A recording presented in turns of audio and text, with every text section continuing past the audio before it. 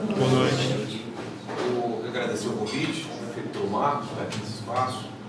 Parabenizar a iniciativa dessa conversa, uma conversa informal, um espaço não tradicional de discussão. Eu, por exemplo, acho que nunca falei num bar. Né? Não dessa forma, né? Não dessa forma. Não ser um pandeiro na mão. Ser um pandeiro, Não ser um pandeiro na mão e sem cantar.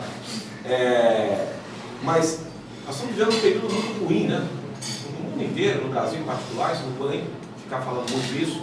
Acho que, inclusive, uma das motivações que nos traz aqui, que desperta o interesse nessas discussões, é exatamente esse contexto que nós estamos vivendo no Brasil. Mas se é uma coisa positiva, que a gente pode destacar, porque negativa a gente tem um monte, né? A gente pode ficar aqui lamentando a noite toda. Inclusive, não dá nem mais para sair sem... Até ontem, na descida da Piedade, todo mundo parava e conversava sobre a situação, né? Mas se é uma coisa positiva acontecendo, é exatamente isso aqui. Eu tive semana passada lá na casa lá do grupo de mulheres, Foi. também numa conversa informal, com um grupo de mulheres que são antigas militantes, professoras, etc., que formaram um grupo informal para discutir a realidade, ver o que pode estar contribuindo nesse despertar da sociedade diante do impacto que foi as últimas eleições, mas não só o resultado da eleição, mas o clima que se constituiu no Brasil, aquilo que apareceu, tomou conta das nossas conversas, tomou conta do poder, tomou conta da cabeça das pessoas. E é algo que vem se formando já há muito tempo, né? Não é uma coisa que começa agora, mas muitos acordaram para o desastre agora que aconteceu, né? E aí é hora de começar a pensar o que nós estamos fazendo, quais são as raízes disso. E é exatamente esse o papel da filosofia. Por incrível que pareça, a filosofia ela se mostra para muitos como um saber esotérico, muito abstrato.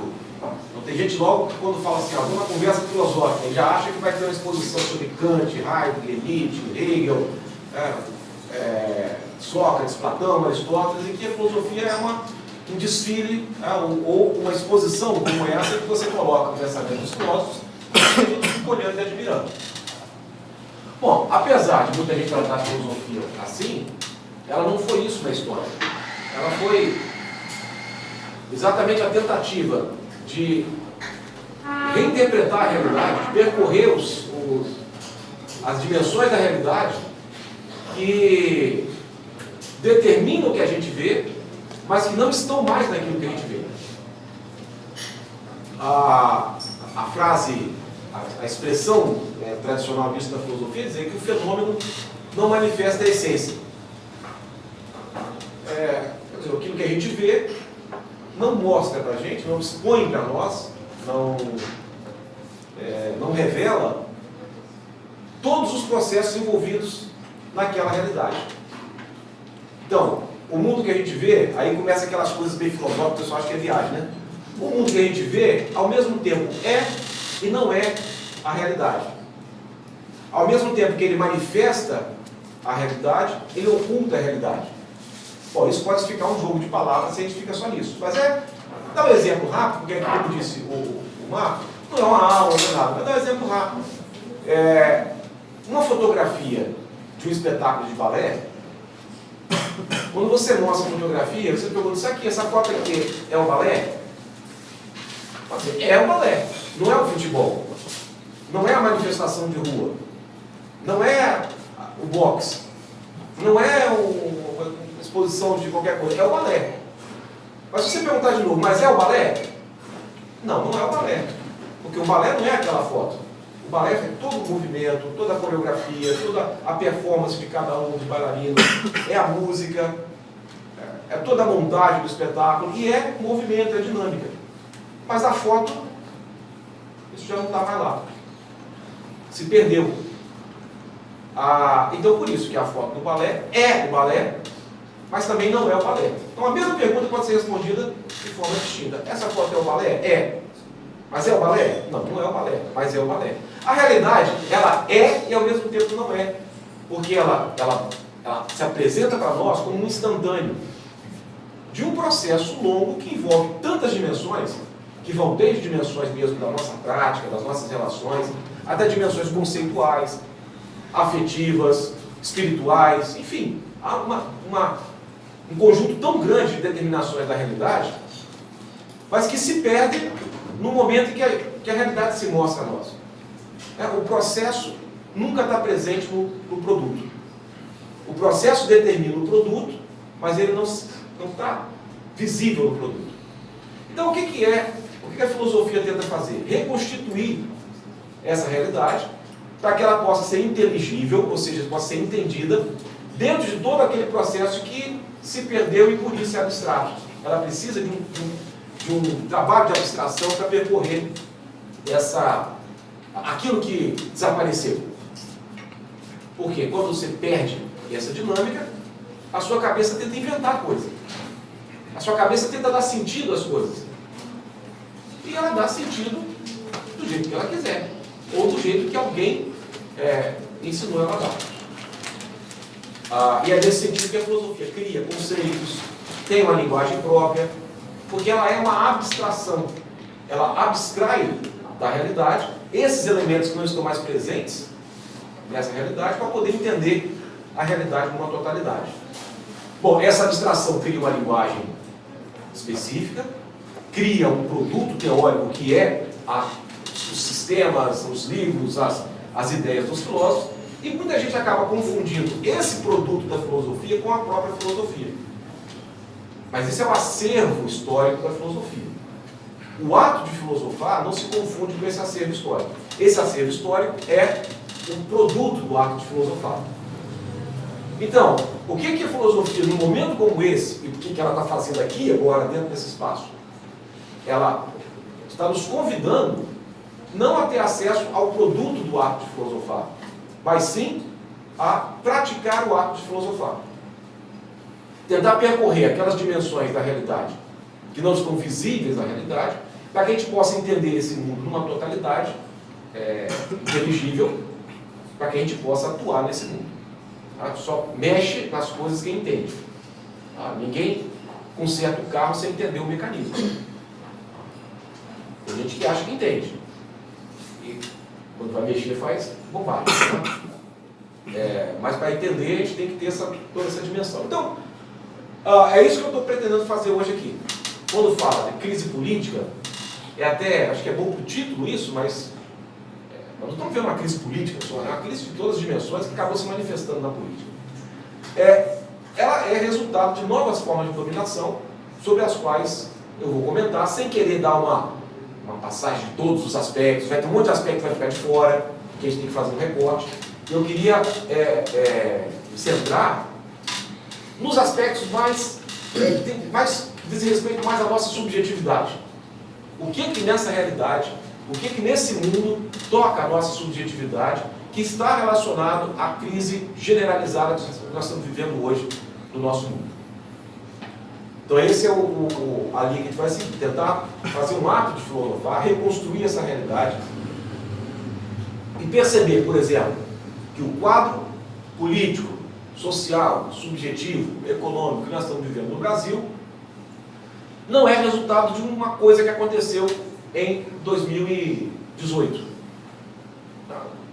Aquilo foi resultado de um processo que já vem se desenvolvendo há várias décadas e que tem seus efeitos.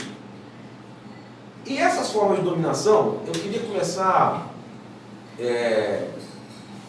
lendo um trechinho, como não tinha onde projetar aqui, né?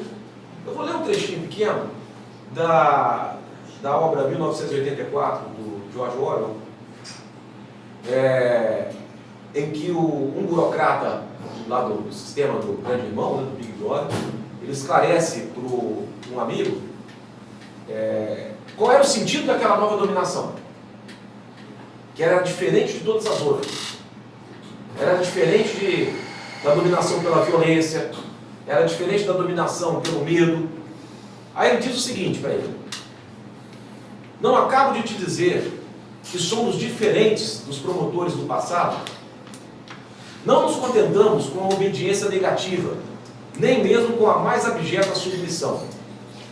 quando finalmente te renderes a nós, deverá ser por tua livre e espontânea vontade.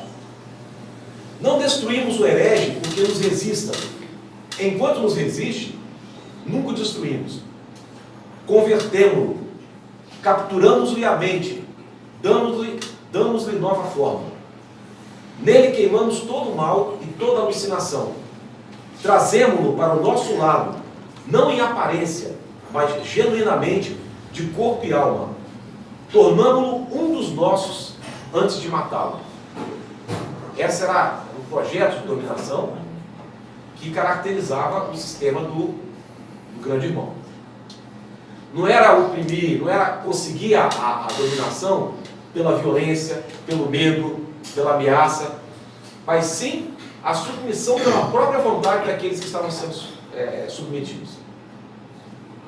A conversão em um deles, a ponto de ele agarrar a ideia como se fosse dele, tornar um dos nossos e no final tornar um dos nossos antes de matá-lo. E era essa era a estratégia. Jorge Orwell já estava vendo que a nossa sociedade caminhava para isso, caminhava com um modelo de dominação que não se basearia na violência, e isso foi se concretizando no mundo de uma maneira muito planejada, muito consciente, muito científica, por meio de duas coisas, sobre as quais eu vou falar. A primeira, a engenharia do consentimento, criada pelo sobrinho do Freud, Eduardo Bernays, que eu vou ler alguns trechos do livro dele, tem que ler, né? Porque quando fala o pessoal vai achar assim, não, ele está interpretando, né? Eu vou ler. Não vou ler o livro não, vou ler só uns parágrafos, né? Porque elas são tão explícitas, né, que é bom ler. E a outra é a estratégia de derrubada de governos, a estratégia não violenta de derrubada de governo, elaborado pelo cientista político e filósofo estadunidense Gene Sharp, que foi chamada de golpe suave, embora ele rejeitasse o nome golpe suave. Ele falou, usar a minha ideia para fazer outra coisa. Tá? Mas ele contribuiu com a CIA para que as ideias dele sobre a tomada não violenta de poder pudesse ser utilizada para derrubar governos que não atendiam os interesses dos Estados Unidos no mundo. Essas duas estratégias foram utilizadas com muita competência e elas apelam exatamente para o campo da subjetividade. Elas entram exatamente nesse programa do Grande Irmão, esse programa exposto pelo personagem O'Brien, do 1984, que é exatamente isso. Olha, em vez de ficar mandando soldado, ficar mandando tropa, fazer guerra, criar um conflito com os trabalhadores, criar protesto, transforma os próprios trabalhadores naqueles que vão defender a proposta de sua própria dominação.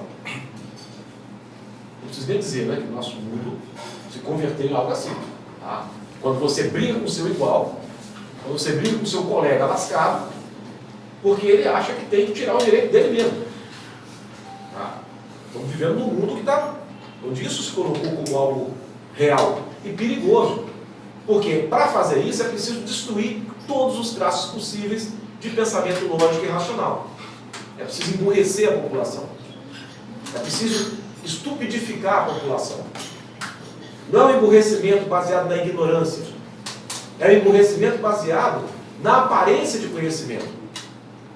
Porque o ignorante todos nós somos, começando por aí.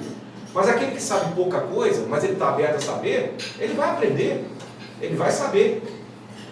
Mas se ele não se percebe ignorante, ao contrário, ele se acha mundiciado de um conjunto de informações cujos meios vêm de fontes mais duvidosas possíveis, ele não quer saber de nenhum aprendizado. Então, o WhatsApp hoje cumpriu essa função, né?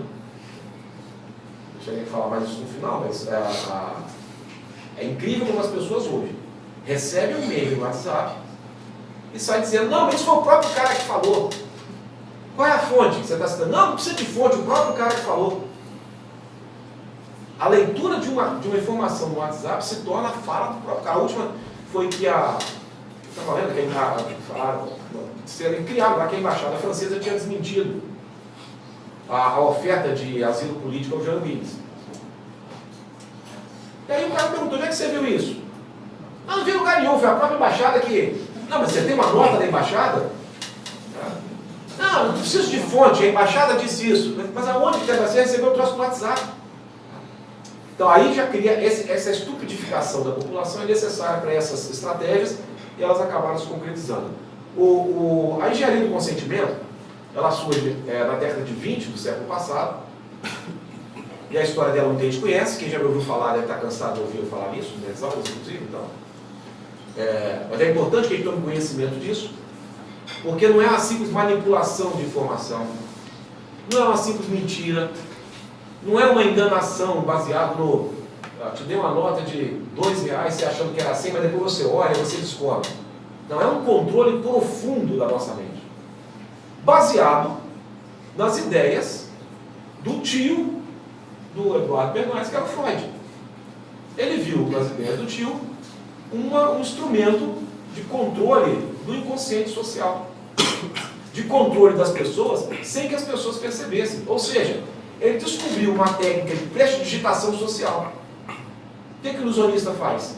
Ele te engana sem você perceber que está sendo enganado. Porque quando o truque é visível, o mágico é fajuto. Aqueles mágicos que a gente contrata para a festa da filha, o cara vai lá, faz os truques tudo. Aí as criançadas ficam lá, tem um negócio ali, é isso não é o mágico. O mágico bom é aquele que faz o negócio, não tem a menor noção de como ele pode ter feito aquilo. E ele conseguiu colocar isso no campo da subjetividade social. Como eu disse, baseado nos estudos do inconsciente de Freud, ele falou, olha, se o que move o ser humano não é a dimensão consciente, mas uma dimensão profunda do inconsciente, se você manipula o inconsciente, você manipula a sociedade.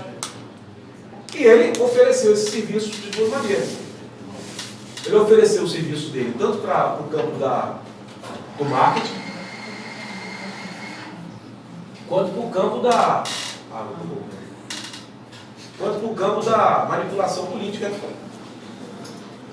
E aí eu vou ler alguns trechinhos dele, só para vocês terem uma ideia, para não ter que ficar falando muito. Eu vou ler uns trechinhos do livro dele chamado Propaganda, que é com esse mesmo nome, você encontra em inglês e em espanhol na internet. Ele é de 1928. E ele diz o seguinte: a manipulação consciente e inteligente dos hábitos organizados e opiniões das massas é um elemento importante na sociedade democrática.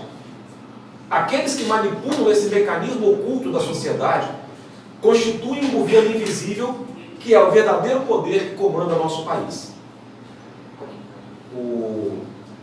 Ele estava dizendo isso para aqueles que estavam com medo da democracia nascente nos Estados Unidos, que estava levando a reivindicação por direitos civis, estava levando a eleição de pessoas que não eram muito bem vistas pelo poder. Ele falou, o pessoal com medo da democracia, ele falou, não, calma aí, não tenham medo da democracia.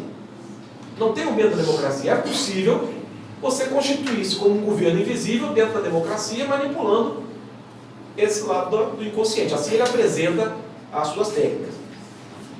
E uma das fundamentações das técnicas dele, ele fala assim, na teoria, cada cidadão forma a sua opinião sobre questões públicas e de conduta privada. Na teoria, cada um forma a sua opinião. Na prática, se todas as pessoas tivessem que estudar por si mesmas os complicados dados econômicos, políticos e éticos envolvidos em cada questão, elas achariam impossível chegar a uma conclusão sobre qualquer assunto. Nós concordamos voluntariamente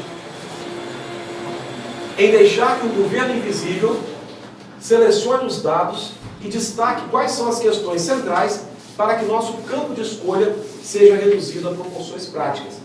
Ou seja, ele constatou que a gente acha que forma a nossa opinião pelo nosso próprio esforço que a gente está atrás, mas na verdade a gente abrevia esse processo.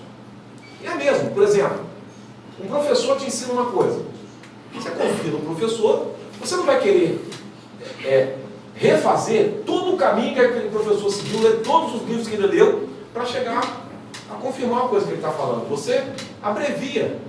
Você na aula, pega o que o professor está fazendo, porque senão imagina, cada disciplina que você vai fazer, cada professor que fala, se tivesse que percorrer todo o caminho que ele percorreu, não teria possibilidade de você formar uma opinião.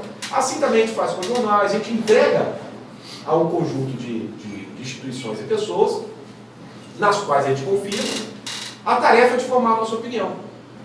Ele percebeu isso, o Bernardes, e falou, se a gente controla, ou se vocês controlam, né, estão oferecendo o serviço dele, controla esses mecanismos, vocês vão controlar as opiniões.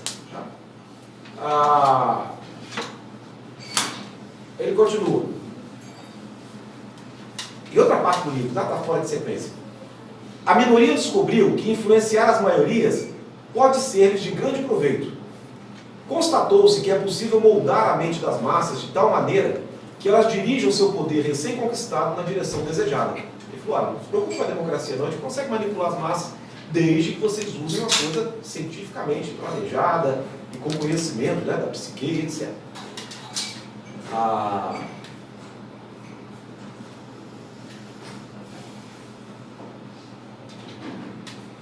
Deixa eu ver mais outra coisinha aqui para abreviar.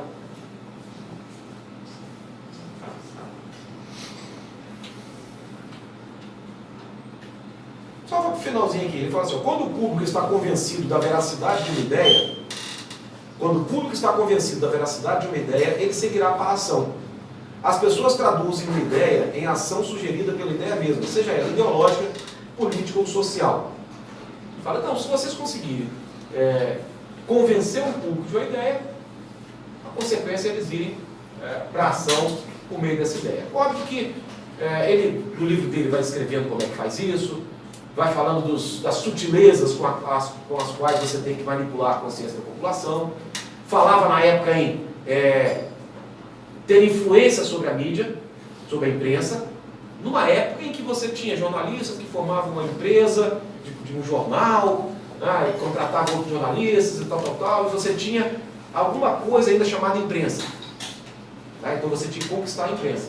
Mas nós passamos para uma segunda fase, que é as próprias corporações tomaram conta dos meios de comunicação, né, os grandes meios de comunicação são grandes corporações, que já fazem o papel sem você precisar conquistá-la, elas já estão nesse próprio meio. Então você não precisa mais ganhar um jornalista. Então são técnicas muito bem elaboradas e que foram sendo desenvolvidas em todas essas décadas com o conhecimento do funcionamento da mente. Quando você lê sobre os estudos da mente na atualidade, percebe assim, olha, você quase fica cético com relação ao que você conhece realmente com aquilo que é uma manipulação que fizeram da sua mente ou a manipulação do seu próprio cérebro. É incrível como a mente funciona e como descobriram o funcionamento da mente em cada um de seus detalhes.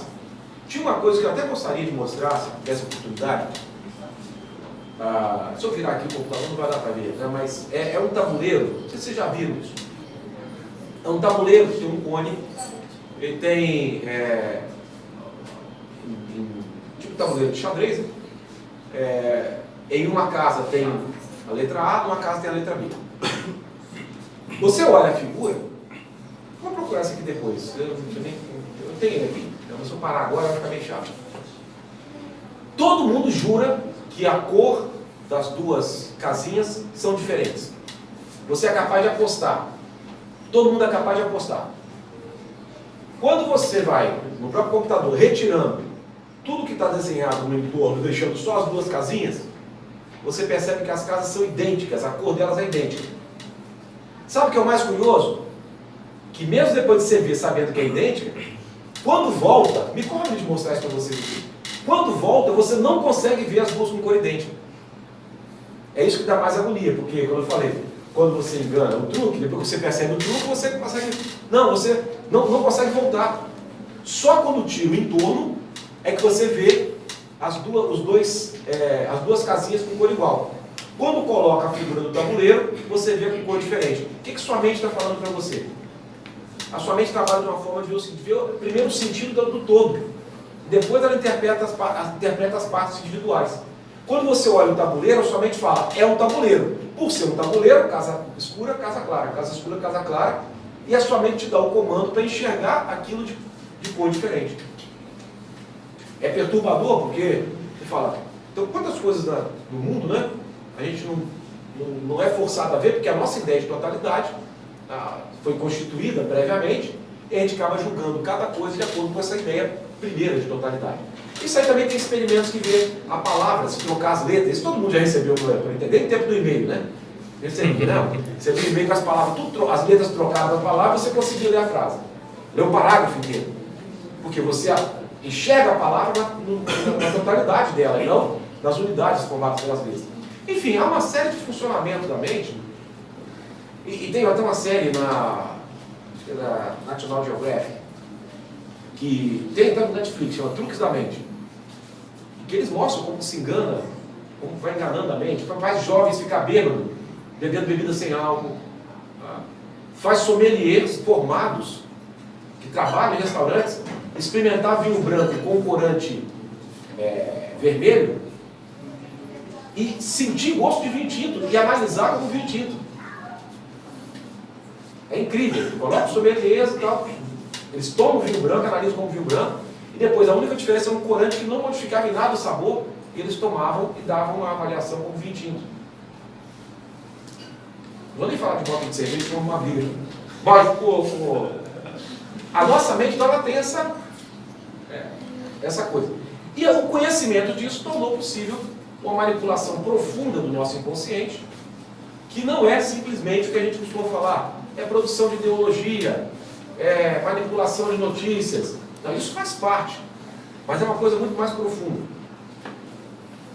Porque o conhecimento distinto da realidade pode, no máximo, levar a pessoa na mesa e ficar assim, cara, você pensa de um jeito, eu penso de outro, beleza e tal. Agora, as pessoas incorporando essa ideia, parece que é uma briga entre o bem e o mal. Isso no Brasil foi utilizado como um discurso religioso, né? É um discurso religioso neopentecostal, que trabalha constantemente com a teologia da batalha no céu. Então existe uma guerra constante lá no céu, né? O diabo e Deus estão lutando o tempo todo, e essa guerra se reflete aqui no nosso meio. Então você tem que partir para ação, você faz parte desse processo. Então não basta, você é comunista, beleza, legal, você é comunista safado, eu sou capitalista, não sei o quê, e fica nessa discussão, como se fosse possível ser capitalista sem ter capital, mas enfim. E fica, agora não, agora é o seguinte, ele é comunista, eu tenho que matar ele, eu tenho que converter ele. Ele está do outro lado da batalha do céu. E eu tenho que me aliar àqueles que representam o lado do bem. Porque a batalha no céu se reflete nesse plano aqui na Terra. Então é uma série de elementos que constituiu essa realidade que levou ao resultado da eleição de 2018. Eu acho que talvez a ficha não tenha caído, né? Porque a gente está dentro dela, dentro do processo, e vai acostumando. Mas o grau de absurdidade que é levar esses que estão no poder da República hoje à posição que eles estão, ele é imensurável. O que significa hoje as pessoas estarem abandonando completamente a lógica e a razão para o destino de um país é perigoso. Porque logo, logo isso vai começar a refletir nas políticas educacionais, vai começar a refletir nas universidades, começa aquelas caças bruxas, a ideia da batalha, a teologia da batalha no céu, assume o poder como se tivesse assumido agora, é um campo estratégico de batalha, e vão para a guerra. E nessa guerra, todos aqueles que pensam, todos aqueles que querem viver de acordo com, não de acordo com aquela tradição, mas de acordo com a sua vontade, com as suas inclinações, são considerados inimigos.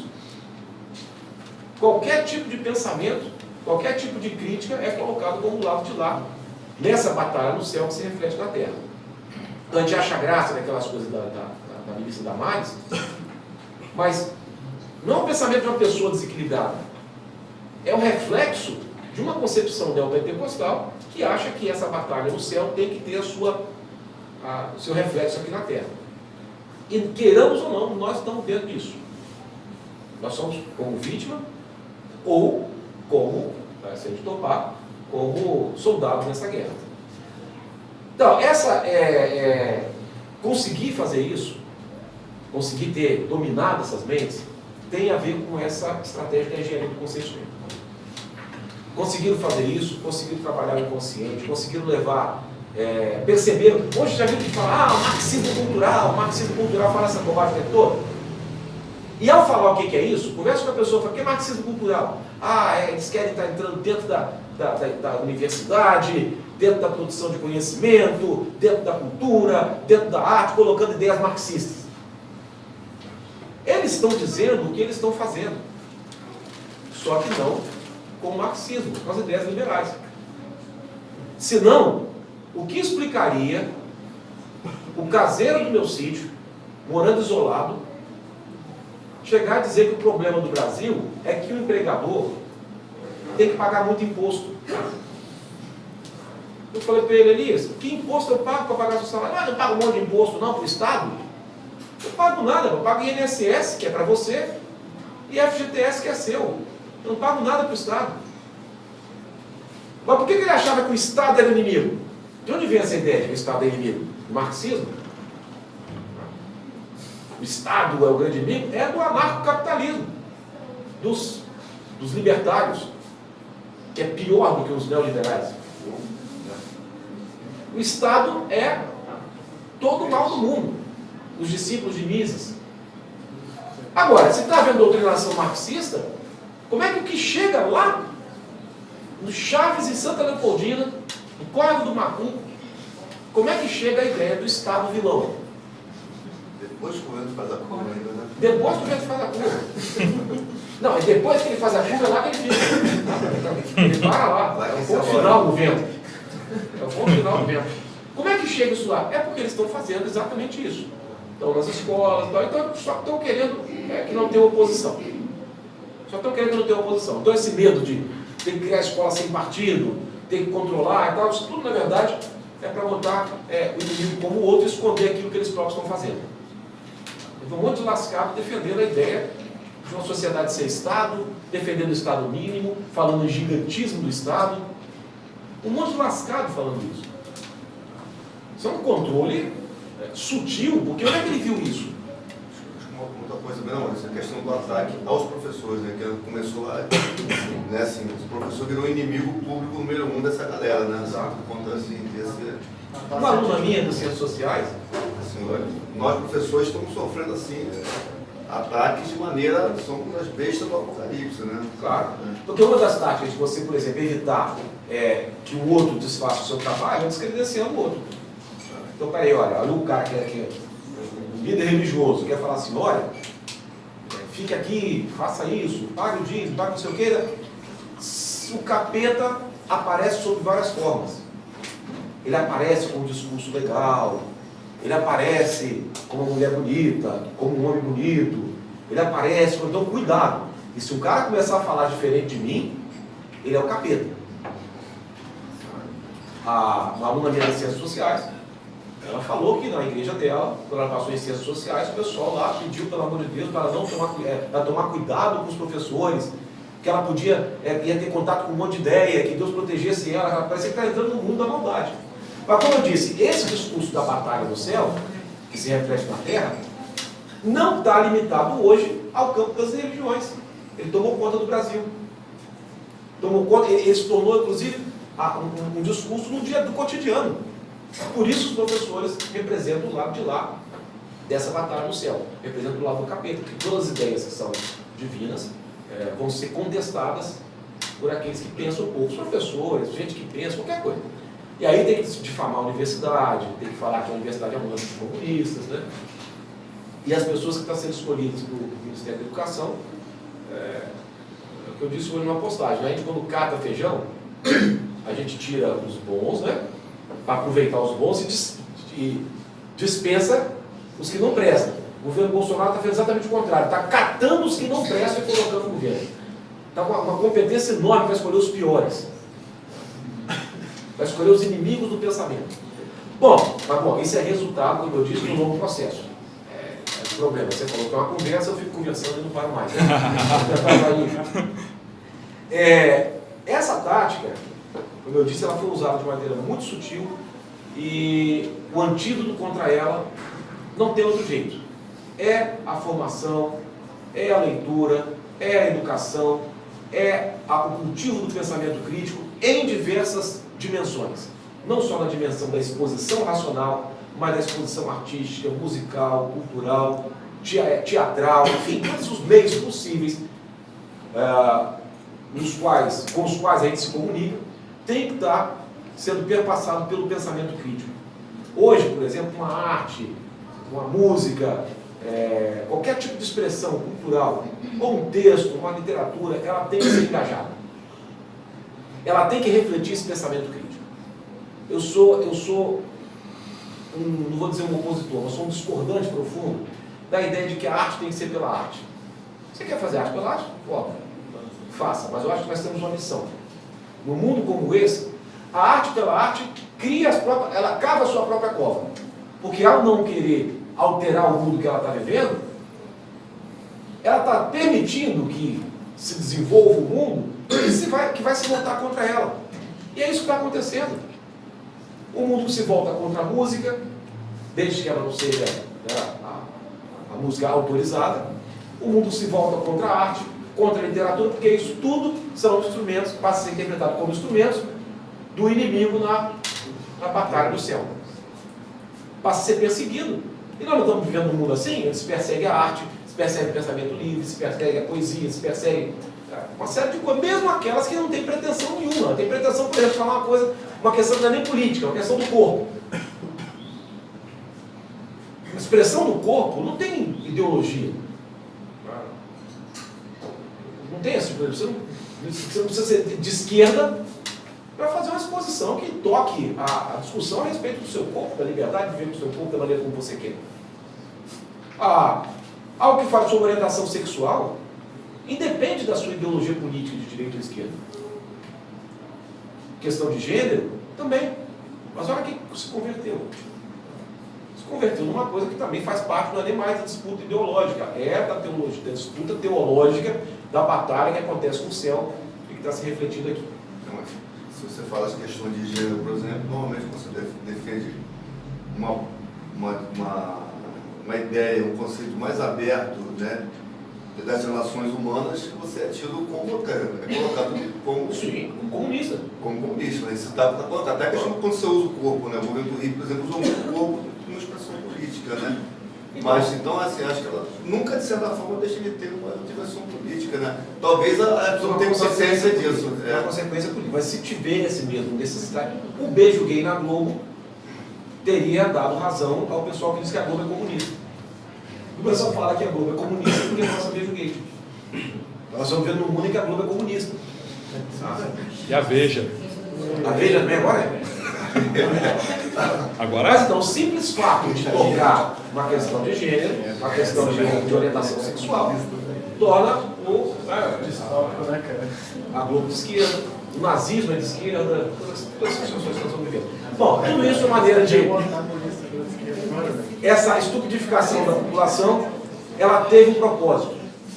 Teve um propósito que está relacionado à segunda estratégia de dominação que eu falei, que era o que eu mencionei, que é a estratégia do golpe suave.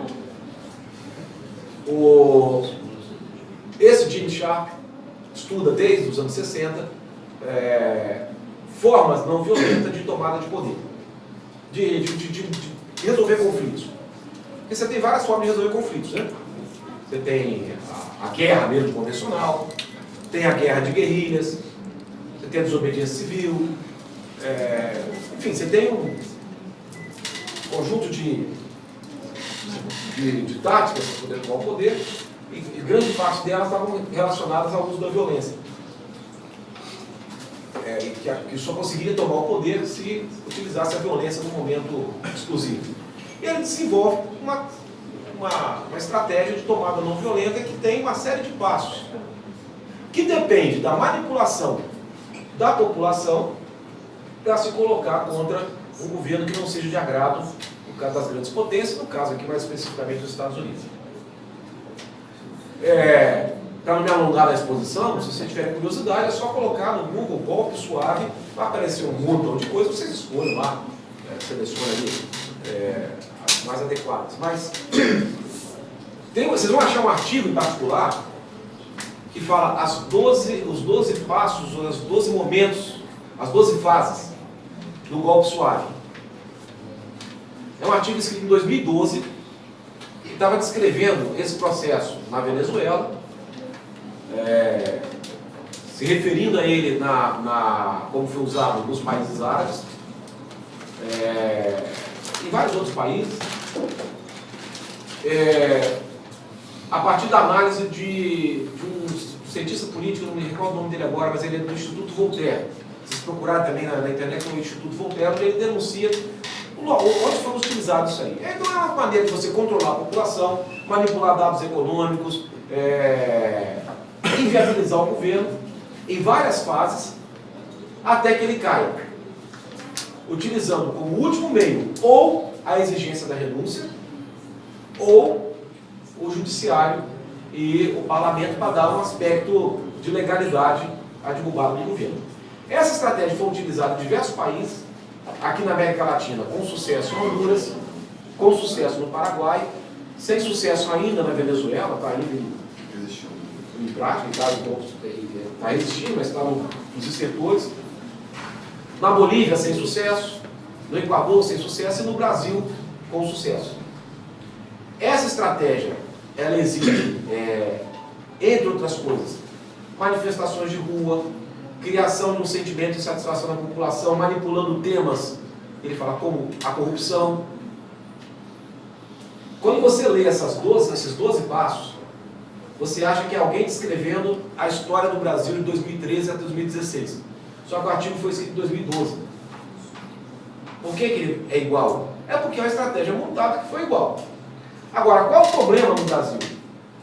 O problema no Brasil é que, para poder criar uma insatisfação na população de um governo que tinha, o mais crítico que se possa fazer, mas que de fato levou a coisas básicas que todo governo tinha que levar para a população, mas acabou, foi esse governo que levou, esses governos, do Lula e Dilma levou, para poder criar uma insatisfação na população, teve que ter doses cavalares de manipulação da consciência. Porque, olha só, o que as eleições de 2018 estavam apresentando? Lula poderia ser eleito em primeiro turno.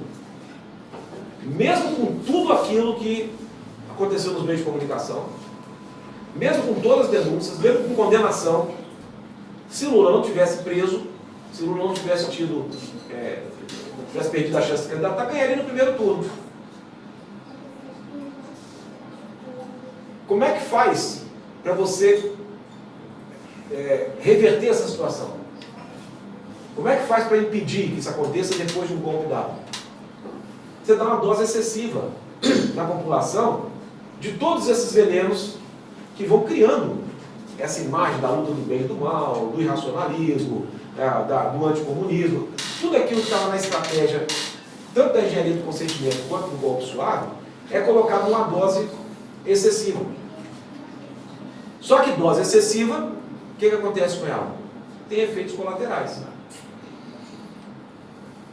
O projeto era: tira o PT do governo e abre espaço para um político do PSDB, para alguém mais moderado. Só que a dose foi tão excessiva que teve como efeito colateral, já previsível até, a condução de um político de direita ou de um político de centro-direita para o poder, mas a condução de um estúpido para presidente da República, que não é uma questão ideológica. Não é um caso de falar, olha, quem venceu a eleição foi o Alckmin, quem venceu a eleição foi o Ciro Gomes, que pensa diferente, o Alckmin pensa diferente, ou o Lula pensa diferente, o Haddad pensa diferente. A figura que chegou ao presidente da República representa o que há de pior no Brasil. E está levando para o governo, como eu disse, o que há de pior. A dose cavalar, para poder dar certo a estratégia no Brasil, além de prender o Lula, evidentemente, ela gerou como resultado o emburrecimento da população, e agora tudo isso que foi sendo construído para poder derrubar o governo, agora está tendo seus reflexos e tendo oposição até daqueles que contribuíram para esse formato. A Globo está lá fazendo denúncias, não sei o quê, contra Bolsonaro, né? O medo da Record, evidentemente, né? Mas está lá como inimigo. Mas tem muitos jornalistas que participaram, por opção, por puxa-saquismo das suas empresas, participaram de construir a imagem de que a única coisa da corrupção no Brasil é o PT, que o Moro era o herói do lado, né, do lado do bem.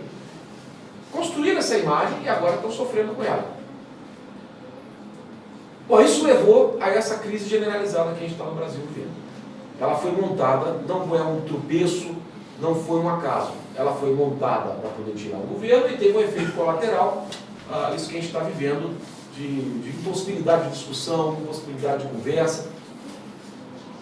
E aí, para encerrar, o antídoto para isso, como eu já falei, é você estar em todos os lugares, para fazer isso que nós estamos fazendo, é estar se prontificando a reverter essa hegemonia do pensamento, não é nem um pensamento liberal, né, o pensamento do anarcocapitalismo e a teologia da briga, da batalha do céu, tentar reverter isso porque a população mais simples, ela está sendo atacada por todos os meios para pensar dessa maneira. E aí qual o papel nós como professores, como agentes culturais, como escritores, como músicos, como artistas, como cidadãos e cidadãs simplesmente. É um momento agora no qual a neutralidade ela se torna uma contribuição para o quadro que nós estamos vivendo, que tende a piorar. Tende a piorar. Ontem uma pessoa me pagou, também lá na Descida da Piedade, segurou minha mão e falou assim: por favor, fale para nós alguma coisa de esperança. Fale para nós uma mensagem de esperança. É difícil falar uma mensagem de esperança agora. A mensagem de esperança é a gente olhar para nós mesmos aqui. A gente está aqui, no Brasil inteiro, as pessoas estão acordando. A gente estava muito cômodo, muito acomodado. Enquanto isso, o inimigo ia constituindo suas bases na sociedade. A esperança é que, num baque como esse, pode ser que a gente agora acorde e perceba o papel social que cada cidadão tem, que cada um de nós temos, em todos os campos que a gente trabalha. E tentar constituir essa nova maneira de compreender o mundo, de conceber o mundo. Não é perder tempo batendo boca com defensor de Bolsonaro no Facebook, porque não adianta. Não adianta, é perda de tempo. Sabe por quê? Porque os nossos argumentos são racionais. Você só consegue criticar o governo, falar com argumento racional. Sabe o que é usar argumento racional para quem hoje defende Bolsonaro? Estou dizendo os eleitores que foram, para quem defende. É você chegar, ser chamado para falar no Instituto Braille, com a plateia de cego e levar um data show. E dizer assim, mas vocês não estão vendo aqui a imagem? É isso, velho. É a mesma coisa que você querer discutir racionalmente com o defensor de Bolsonaro. A razão foi jogada no lixo. Fala tô de piada, mas a razão foi literalmente jogada, a lógica foi jogada no lixo. Você não percebe como é que não consegue fazer conexão das ideias. Como é que não consegue perceber que o Moro falou Caixa 2 é pior do que corrupção. E agora ele fala Caixa 2 não é tão grave quanto corrupção. E as pessoas não conseguem ver o Moro com duas caras. Não conseguem ver que ele faz parte de um projeto político que está visando a tomada total do poder e a sua posição, seu posicionamento pessoal no poder, e no caso dele a meta é uma vaga do STF. Fora tudo aquilo que ele fez, né, para poder transformar essa situação. Pô, não é isso, não é ficar discutindo. É a gente ver como agente de produção de conhecimento. Porque, como eu disse, ninguém falou para uma pessoa simples e pobre: olha, vocês estão vendo aqui, o Estado é inimigo, você tem que pensar do jeito liberal ou do jeito anarcocapitalista, você tem que pensar assim. Ninguém ensinou isso para ele. O próprio convívio nessa nossa sociedade foi gerando isso na cabeça dele. Eu falei do caseiro assim. Como é que aquilo entrou na cabeça dele? Como é que se conseguiu chegar lá? Ele não lê. Vê a televisão, conversa com outros, então aí tem aquela... É porque existe a imposição horizontal da ideologia, vertical da ideologia, a formação vertical da nossa consciência, que vem da televisão na sua cabeça, vem da igreja na sua cabeça, vem do professor na sua cabeça, que vem de cima para baixo, tá? Na direção vertical. Mas depois, há uma incorporação, dentro dessa linha que o Bernard falava, que era, as pessoas começam a assumir a ideia como sua, que começa a haver uma disseminação horizontal da ideologia. A pessoa está no bar, poxa, eu tenho que pensar desse jeito, todo mundo pensa assim, o pessoal está falando, né? E aí começa essa disseminação horizontal, a própria sociedade estabelecendo a disseminação da ideologia sem precisar dos mecanismos. Então você vê gente que não tem... o WhatsApp contribui muito com isso, né? Porque agora o WhatsApp todo mundo se comunica. Então essas redes sociais, elas potencializaram essa disseminação horizontal do modo de pensar. Agora eles tomaram conta disso. Acho que é hora de a gente começar a tentar retomar esse território. Para encerrar, acho que é a segunda vez que eu falei para encerrar. É a segunda vez. Está aqui mais 4 vezes que eu falo para encerrar, mas vai encerrar, verdade. Porque assim, é o parâmetro da saideira do bar, né? Ah, é? Você pode sentar nessa loja, né? A saideira aí, vai encerrar. Então, toma mais um. Vai encerrar agora, aí agora eu esqueci que eu falei para encerrar. Deixa eu só falar uma coisa assim, do que você falou, Maurício, assim, sobre a estratégia, né? Eu acho que uma das estratégias, tem duas coisas fundamentais, assim, é a questão do medo. Porque, assim, já antes, quando o Bolsonaro se elegeu, né? Sou professor de ensino médio, né? E foi geral, assim, um medo, e chegou em grupo, o professor falava assim, olha, eu estou com medo de morrer, eu vou ficar quieto, vou falar, não sei o quê. Então, isso que você falou, que a gente tem que falar, aí perguntar, o que eu vou fazer? Bicho, eu não mudo uma vírgula, um comportamento daquilo que eu sempre fui dentro da sala de aula.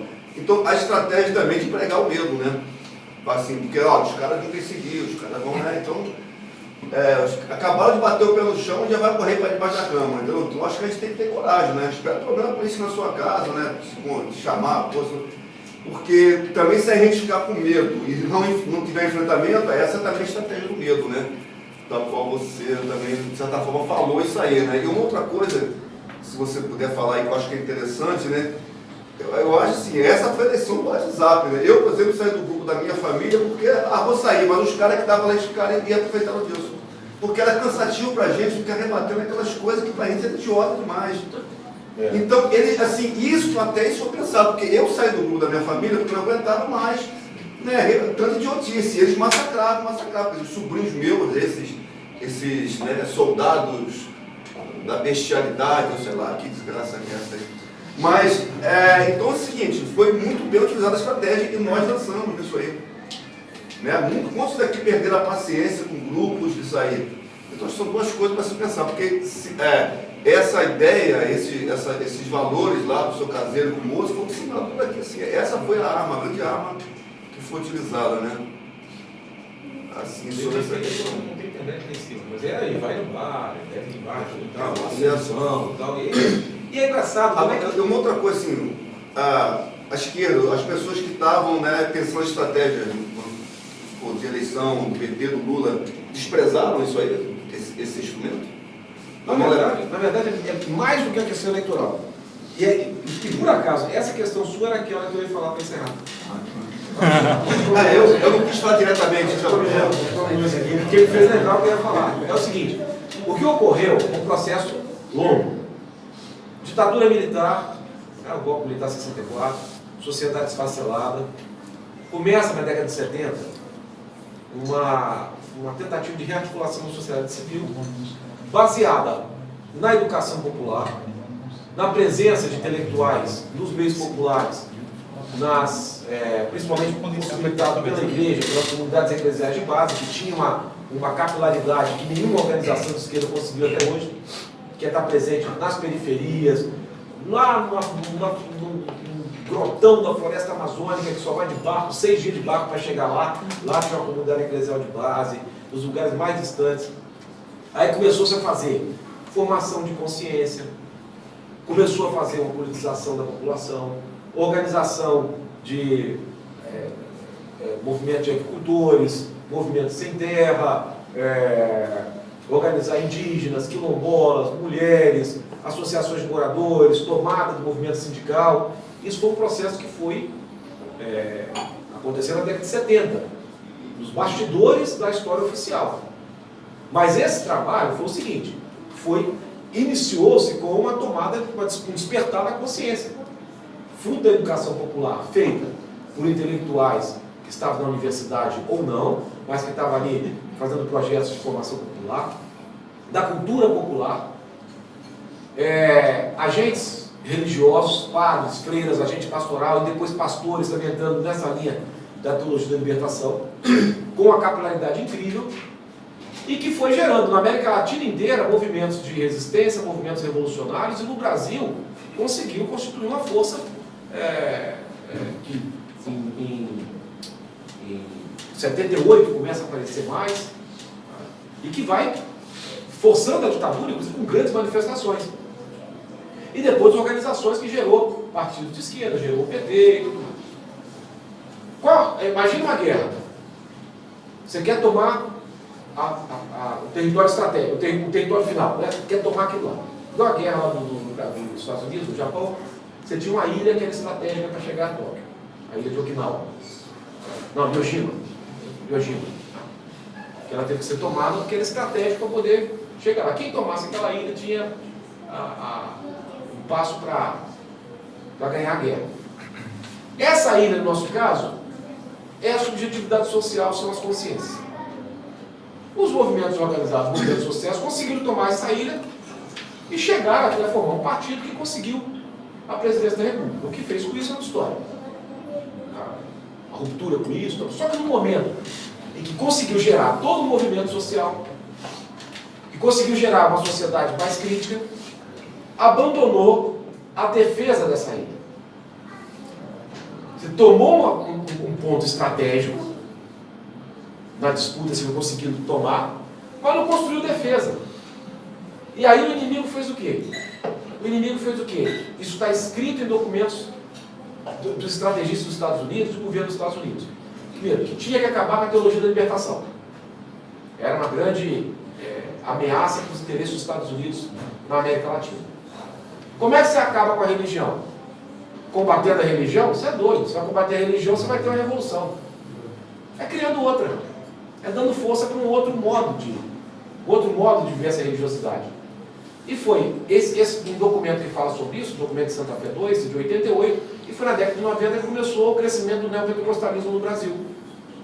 Tanto o neopentecostalismo protestante, como o neopentecostalismo católico para destruir a teologia da libertação. E isso veio com dinheiro de fora.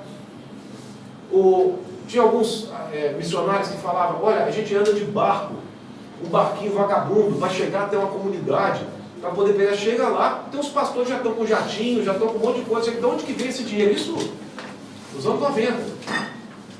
Tinha financiamento para isso, porque eles foram espertos, eles falaram, olha, eles tomaram o território da consciência, e agora nós precisamos retomar esse território. E nós, estou dizendo, os setores mais progressistas da sociedade, esqueceu de defender o território e ficou fascinado com a eleição. Só pensou em eleição. Vamos eleger governo, vamos sustentar governo, vamos discutir eleição, vamos discutir aliança, vamos discutir sustentar governo, e enquanto isso, eles foram tomando esse território estratégico. E nós perdemos esse território estratégico.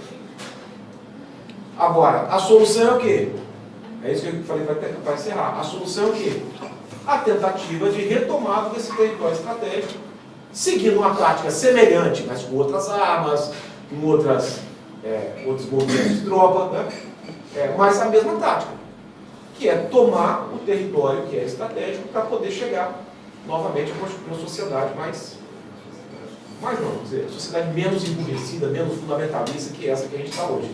Agora, como isso dependeu dos intelectuais, dependeu da organização popular, dependeu de uma formação de consciência, dependeu da universidade, dos intelectuais, dos artistas perceberem seu papel social, também para esse futuro vai depender também desses setores se colocar à disposição, não como messias, não como iluminadores, mas se colocar à disposição para fazer valer um pensamento crítico e filosófico na cabeça das pessoas. O que eu ia mostrar é isso aqui, ó. Vê se dá para ver esse tabuleiro. Dá para ver? A e B, vocês estão vendo aí? Não.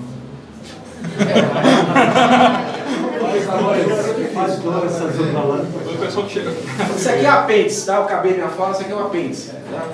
Depois que você lê a tese, tem um apêndice. Aí tem uma figurinha lá, já logo no começo. A e B, estão vendo a cor? Quem está mais perto aqui? Tô vendo, tô vendo. São iguais ou diferentes? Você sabe, são iguais. São diferentes. Não, mas vocês estão vendo? Vocês conseguem ver igual? As duas cores iguais? A e B? Hã? O ar escuro bem é claro. Vou fechar. Eu não estou enxergando direito, não, porque eu estou por cima. Mas se eu tiro o entorno, olha lá. Igual. Se eu tirar o entorno, ela fica a mesma cor. Mas se eu pôr o entorno, mesmo você vendo que é igual, lembra? Eu falei, mesmo você vendo que é igual, olha o que sua mente faz. Ela te obriga a enxergar diferente. Não mudou nada. Isso aqui não é truque, não. Uma vez eu imprimi e recortei. Esse efeito é no papel. Eu vou ser enganado pela internet. Aí eu recortei. É incrível. No papel você vê esse efeito. Você recorta e coloca junto. Ou seja, conhecendo como a mente funciona, você consegue manipular. Isso aqui não é uma ilusão de ótica, é uma ilusão mental. O contraste, né? É? O contraste, o cérebro complementa, né? Quando tem o mais escuro perto do B, então esse é branco.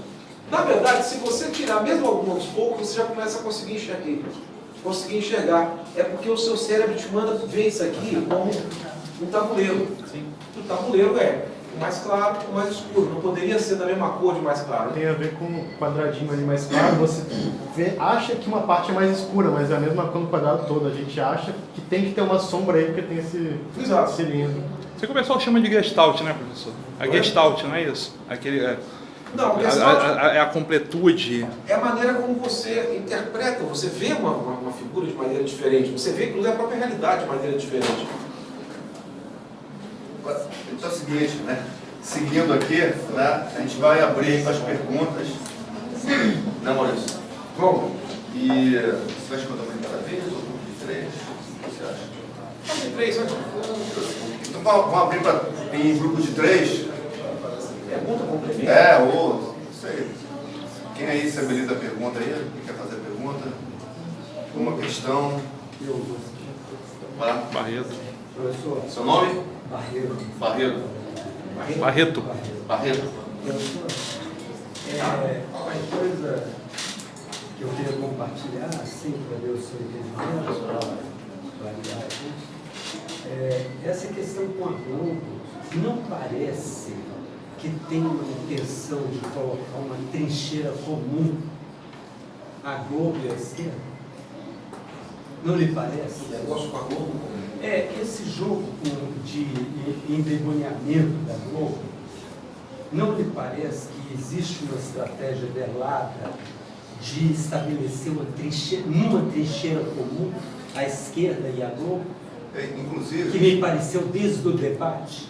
O que o senhor acha? não sei se você soube agora, por exemplo, eles liberaram um áudio da briga do Moro, do Bolsonaro com o Bebiano, né? Que para mim é fake, né? Que eu não tava, né?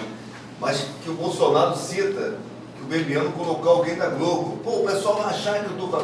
Nesse áudio ele fala sobre isso, né? Assim, para justificar a suposta demissão dele, assim, que ele colocou alguém da Globo lá do lado dele. Posso fazer mais uma? Então, Você concluiu? Eu teria mais duas perguntas. Pode fazer um pacotinho? Sim, porque é umas coisas que foi anotando. eu quero fazer dentro desse assunto, assim. É dentro do assunto? Já que você está falando a respeito de mídia, canal e tal. Então, assim, a outra coisa, a militarização do Ministério. Lhe parece que os militares pretendem limpar o nome deles da história através do voto agora?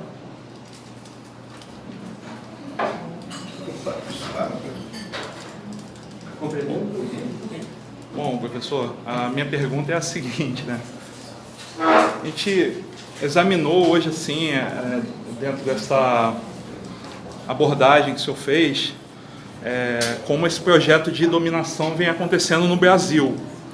Agora acontece, algumas pessoas podem estar familiarizadas com isso, né? Que parece que ele é um projeto assim que está ocorrendo mundialmente e tem até um patrocinador, segundo consta, né? Um Steve Bannon, se eu não me engano, alguma coisa nesse sentido. Promotor, mas É o promotor e financiador, talvez. eu acho que por trás dele Tem outras lançamento coisas, dele. né? A minha pergunta é assim, então qual é o propósito, em nível mundial, qual seria o propósito que o senhor enxerga com esse plano de dominação? É isso.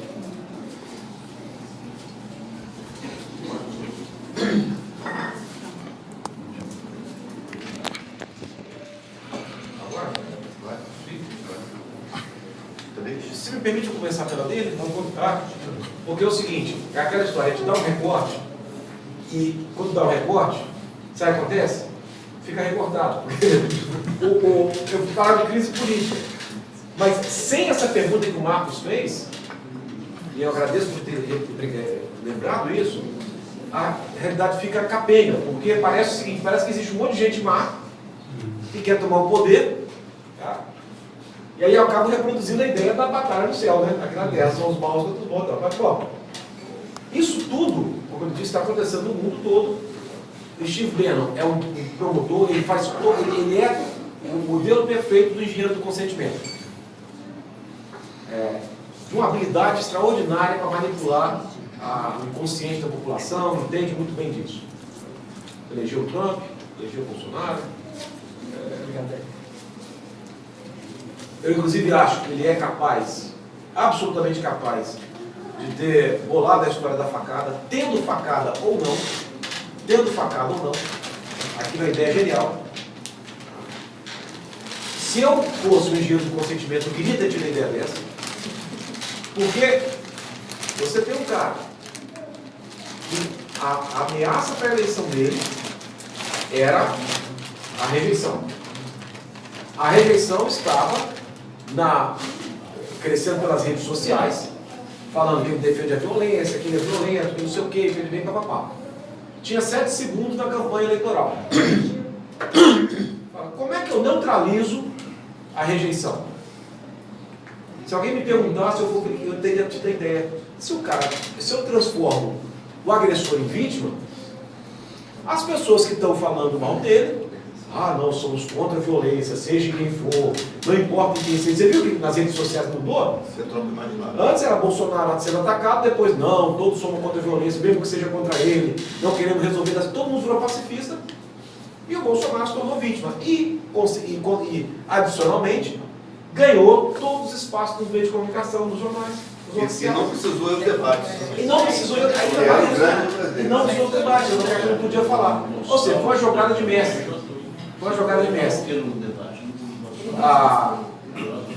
Você acha que houve a facada? Eu não sei, mas havendo ou não a facada, para consumo pessoal, eu tenho, para consumo pessoal, uma certeza minha só, de que isso foi armado. Mas ele tomou a facada. Eu não vi cicatriz da facada até hoje. Vi cicatriz aqui. E se ele estava sem camisa, com uma cicatriz aqui na barriga, por que não aproveitar e falar que tinha facada, seus idiotas que estão falando? Era só isso para resolver a situação, né? Mas, de qualquer maneira, teve facada. Mas eles dão facada nele mesmo? Não, você acha que Steve Bannon e quem está por trás do Steve Bannon está preocupado com a saúde, com a integridade física de Bolsonaro, que para eles é um merda também? É um instrumento. Agora, quem está por trás disso tudo que está se articulando no mundo todo? Um pequeno grupo que não representa nem 1% da população mundial, que está acumulando uma riqueza estratosférica, de indecente, e ela tende a se multiplicar. Hoje o mundo está dominado pelo capital especulativo, capital improdutivo, de uma maneira assim, que se eu pudesse dar os dados aqui, mas isso acabaria gerando uma outra, como se disse, algumas perguntas, gera um outro seminário. Mas eu queria sugerir um livro muito fácil para vocês. Fácil de conseguir, fácil de ler, que é A Era do Capital Improdutivo, do Ladislau Dalmor. Está disponível na internet, no blog dele. É só botar no Google D-O-W-B-O-R, Dalmor. Vocês vão chegar no blog dele, lá você procura A Era do Capital Improdutivo, o livro está toda à disposição lá. Aí vai dar para entender o controle das corporações financeiras e industriais sobre os estados. Houve um sequestro dos estados por essas megacorporações, que vão se fundindo em cada vez menos grupos e que hoje controlam. Só para vocês terem ideia, o sistema corporativo mundial, um dado que está nesse livro, o sistema corporativo mundial, 40% dele é controlado por 147 grupos. Mundial, um planeta com 7 bilhões de pessoas. 147 grupos no mundo controla 40% de todo o mundo corporativo. Desses 140, 70% são bancos. 75% são bancos. Os bancos dominam. E eles querem manter a engrenagem que permite que o seu capital vá aumentando, vá acumulando sem nenhuma responsabilidade social. E para isso eles querem ter os governos que beneficiem. E aí não importa quem, não importa se vai matar, não importa se vai roubar, não importa se vai fazer, não importa quem seja. Nós estamos falando de grupos que colocaram no poder ditadores mais sanguinários, ou que permitiram, por exemplo, que a África fosse, os países da África fossem controlados por bandidos que se tornaram ditadores. E lançou a guerra civil por causa de pegar diamante, para pegar petróleo, para pegar minério. Eu estou interessado no petróleo, estou interessado nas finanças. E aí cria isso. Bolsonaro nunca foi a menina dos olhos. Mas era o cara que eles viram de repente, a bolinha que nasceu por causa daquele remédio, né, que aplicado em dose excessiva, viram que estava nascendo uma bolha lá que podia virar uma alternativa. Agora, descartável, completamente descartável. E acho que até o descarte dele é até uma coisa boa. Até uma coisa boa, porque pode entrar, aí se os militares, né? Pode entrar os militares, já compôs, estão dominando o cemitério, o ministério, para ato falho. Ato falho. Já estão lá cada vez mais controlando, o vice é um militar, ele sabe que é um. Os caras. Quem? Apareceu com os militares. Ou as pessoas que pensam a política, imaginaria que ia conseguir colocar Bolsonaro como um grande líder nacional, um grande presidente que ia ficar até o final? Que nem dos militares. Nem dos militares. Né? Os militares acham ele um boçal. Ô Maurício, quando você fala a respeito da facada, eu me lembrei agora aqui que o filho do Bolsonaro, eu não me lembro, acho que foi o Eduardo Bolsonaro, falou na televisão assim: parabéns, vocês acabaram de eleger meu pai presidente. Quando da facada, né? Então eu me lembrando disso só para... Aí esse o papel do Steve Bannon.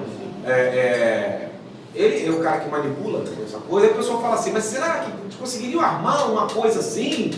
Uma facada, tinha que envolver um monte de gente. Envolve CIA e Mossad.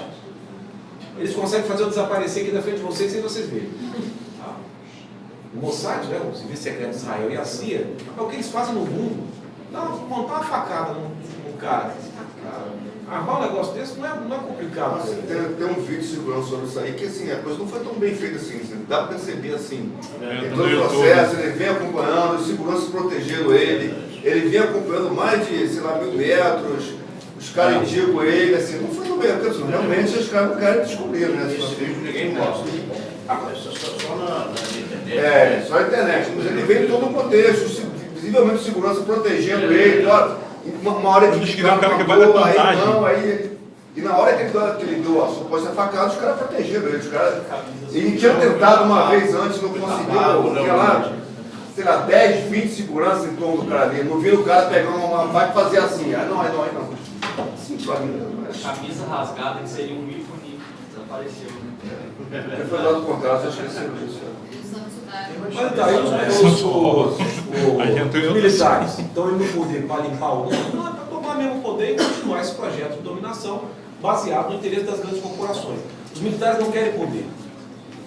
Os militares não querem poder. Os militares foram usados, inclusive em 64, como instrumento da elite econômica. Quem dá golpe, quem planeja os golpes, são as corporações financeiras, empresariais, interessadas em sequestrar o Estado. Quando o Estado serve bem a elas, não precisa de golpe, deixa até Lula governar. Deixa Lula governar, deixa Dilma governar, porque está todo mundo ganhando. Olha os lucros dos bancos do governo Lula e Dilma. Lucraram bilhões, está todo mundo bem, as empresas estão lucrando e tal. Aí pode até inclusive dar dinheiro para o pobre, está sobrando. Tem dinheiro à beça, pode dar dinheiro para os pobres, faz aí seus projetos sociais, faz o Bolsa Família, pode fazer Minha Casa Minha Vida, está tendo dinheiro aberto, e quando não faltar no meu bolso, aí entra uma crise mundial, que afeta a economia, a receita encolhe, a receita encolhe, então já não tem para todo mundo. Se não tem para todo mundo, eu vou falar o quê? Corta, exatamente. Então, vai cortar, vai decidir de quem cortar, quem tomar o Estado. Então eles tomam o Estado para não cortar no deles. É isso, né? A articulação é toda essa. Só para concluir aqui a pergunta dele, eu acho que essa história da Globo ser de esquerda, aí é uma opinião minha, porque a gente não consegue saber o que está rolando no bastidor, sabe o que eles montam, mas eu coloco no rol dos efeitos colaterais da dose excessiva que a própria Globo aplicou. Que é o seguinte, precisava fazer oposição ao governo Lula e depois ao governo Dilma. Precisava fazer oposição. E tinha que acabar com o PT. Porque de todas as pesquisas, o PT, gostando dele ou não, o PT aparece como o partido que tem maior preferência. De todos os partidos, em segundo lugar, parece que eu acho que o PSDB, mas vem assim, distante, né? É coisa de 24% de preferência ou 2%, né? Tinha que acabar com isso, porque não só você, para matar barato, você precisa na cabeça, né? Então tem que tirar o presidente e acabar com o partido. Tem que colocar uma ideia de oposição. Pegar essa história da corrupção, está muita ideia de corrupção, mas não pode bater só nela, porque a gente vê que tem um monte de gente corrupta, tem Eduardo Cunha, tem não sei o que, papapá. Mas vamos pegar aqui bandeira, vamos pegar nas suas propostas políticas. Mas peraí, as propostas políticas são quais? O que foi colocado em prática no governo? Vamos falar mal de quê? Vamos falar mal de que eles não fizeram a reforma agrária? A Globo vai reclamar do governo porque não fez a reforma agrária? A Globo vai reclamar do governo porque não taxou as grandes fortunas? A Globo vai reclamar do governo porque não democratizou os meios de comunicação? A Globo vai reclamar do governo porque não fez uma mudança estrutural nas relações de poder? Porque não atacou o mercado financeiro? Não. Então não tinha o que fazer oposição do ponto de vista do que estava sendo feito, porque essa era a bandeira nossa, né? Reforma agrária, democratização do meio de comunicação, então isso a gente podia colocar como oposição. Quer dizer, Não tinha o que fazer. Da esquerda? Oi? É o passivo da esquerda nessa história toda? O que você quer? Que ela não fez o dever de casa dela? Que Governo. é isso aí, Governo. governo. Aí- Governo na esquerda, Governo a não esquerda fez. do governo. A esquerda, uma parte da esquerda do governo não fez, e por isso o governo não se caracterizou como um governo revolucionário, que pudesse gerar uma oposição da Globo em função do que fez. Tá? Então, pegaram o quê? Pegaram os avanços do governo, que são avanços que não são bandeiras de esquerda, originalmente. Discussão de gênero. Isso não é uma bandeira originalmente de esquerda, exclusiva de esquerda. Os liberais defendem igualdade de gênero, questão da tolerância religiosa, igualdade racial. São bandeiras que a esquerda também levanta, mas que não são necessariamente da esquerda. E que são a base dessas ideias de tolerância, igualdade de gênero, liberdade sexual e tal, a base de tudo isso está no iluminismo. É da burguesia. Direitos humanos, por exemplo. Direitos humanos. Então, mas esses eram os avanços que o governo estava tendo. Tá? Avanços em bandeira que a burguesia brasileira, se é que é possível falar em burguesia brasileira, mas que a elite brasileira não levou adiante. A burguesia na Europa levou adiante, levantou essa bandeira, mas as nossas elites não levaram adiante, de tão reacionárias que são, tão conservadores, então sequer as bandeiras liberais. Coube a esquerda no poder avançar nas bandeiras liberais. Ao fazer oposição a isso, fez oposição a todas essas bandeiras que poderiam ser assumidas, por exemplo, pela Rede Globo. Mas criou um ódio. Então, se a Globo, querendo, ou por sinceridade, ou por marketing, tentar nivelar a presença de negros com de brancos na televisão, ou mostrar que há outras maneiras de você relacionar efetivamente, mostrando um beijo entre dois homens, um beijo entre duas mulheres. Ah lá, tá vendo? Comunismo. Por quê? Ligou essas bandeiras liberais, a esquerda comunista, e aí você mostrou o beijo gay, é comunista. Você chega lá numa exposição de arte, a minha arte é o quê? Eu ficar pelado. Ah, é comunista. Você ficar pelado, você é comunista, né? Comunista para você. Tem uma peça Macaquinhos, né, que é uma peça comunista, né? Então é isso que eu imagino, que foi um efeito que acabou. Né? Deixa eu colocar uma questão rapidinho aqui, sobre essa questão de quem comanda, né? Você não acha assim, que a questão do pré-sal não tem um papel fundamental nisso aí? Total. A descoberta do pré-sal é a decisão também de manter o pré-sal 100% nacionalizado. Total. Que isso aí não foi um disparador, isso é porque, assim, do ponto de vista das outras corporações, não está com tanta perda assim, né? Quer fazer junto? Não. O Fraga falou no começo que tem algumas perguntas que estão no seminário. Ele próprio fez uma dessa aqui. Eu vou recomendar a vocês a aula que eu dei no curso da UF sobre o golpe. Ela está no YouTube. Vai botar meu nome lá, tem aula do golpe 2016. Tem que ter um pouquinho de saco ou fatiar, porque são 3 horas de aula. Tá? Que fala exatamente dos 5 fatores que confluíram com o golpe. A questão do pré-sal foi um fator que já estava sendo colocado desde a eleição do Serra, desde a eleição do Serra. Tem os telegramas que vazaram no Wikileaks, que são de 2009, e falavam que eles estavam querendo mudar mesmo a exploração do pré-sal. Só que eles estavam sozinhos. Mas estavam tentando fazer. Só para vocês terem uma ideia. Vocês já viram falar no grupo Estudantes pela Liberdade? Não é o MBL, é o EPL. Totalmente libertário, defende as ideias de Mises, estão lá na universidade, participam de eleição do DCE, tem no mundo todo esse grupo. E tem aqui no Brasil, tem aqui no Espírito. Bem pronunciado. Onde é que nasceu o grupo Estudantes pela Liberdade? No Instituto Charles Koch, nos Estados Unidos. E o que é esse Instituto Charles Koch? É um instituto mantido pela indústria, uma das maiores indústrias petrolíferas do mundo, os irmãos Koch. Esses irmãos Koch pertencem a uma das 8 famílias que tem em riqueza mais do que a soma da metade da população mundial. 8 famílias que têm em riqueza mais do que a soma da renda da riqueza de 3 bilhões e 700 milhões de pessoas.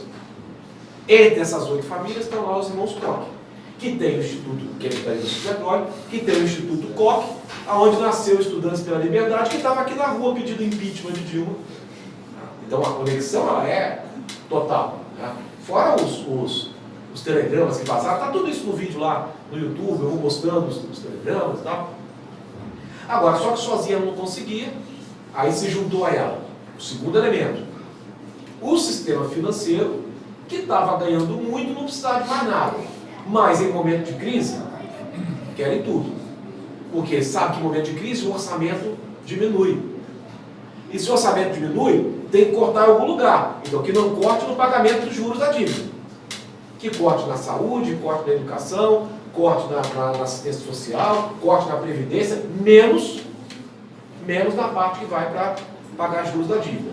Tanto que a PEC do fim do mundo, que depois virou Emenda Constitucional 95, ela congela os gastos primários, ou seja, gasto em saúde, educação, pagamento de servidor, todos os gastos que o governo precisa para funcionar. O que está excluído desse congelamento? Pagamento de juros da dívida. É mentira que é um teto do orçamento, não é um teto de gasto, não é teto de gasto. É teto de gastos para aquilo que o governo precisa fazer, que o Estado precisa fazer. Isso não pode aumentar além da inflação do ano anterior. Mas pagamento de juros da dívida pode aumentar indefinidamente. Então não é um teto de gasto. Você pode continuar gastando com os banqueiros, com os especuladores. Então, no momento de crise, se juntou o sistema financeiro. O terceiro elemento que se junta são as nossas elites e a classe média reacionária, fruto de um país que foi colonial e que nunca proclamou sua independência de maneira decente. Que nunca proclamou a república de maneira decente. A proclamação da república foi um golpe militar. A população não participou. Nós estamos vivendo aí numa elite que ainda tem mentalidade escravocrata. Aboliu a escravidão há 131 anos. 1888, soma isso. Não é isso? 131 anos que foi abolida a escravidão no Brasil. Isso é pouquíssimo em termos culturais. Se juntou essa elite que detestava estar no aeroporto, a classe média adorava no aeroporto, porque era sinal de poder, de dinheiro, tá? E aí chega lá para empregar dela para visitar a Mas eu acho que família do Nordeste. tem uma coisa aí que é a questão do acesso ao ensino superior, né? Também, somado a isso também. É. E não, e curso de pós-graduação, igualdade racial, não sei nem o que é isso, gastando dinheiro à toa. Defender gay, defender pobre, então, tudo isso a nossa classe média também não queria de jeito nenhum, né?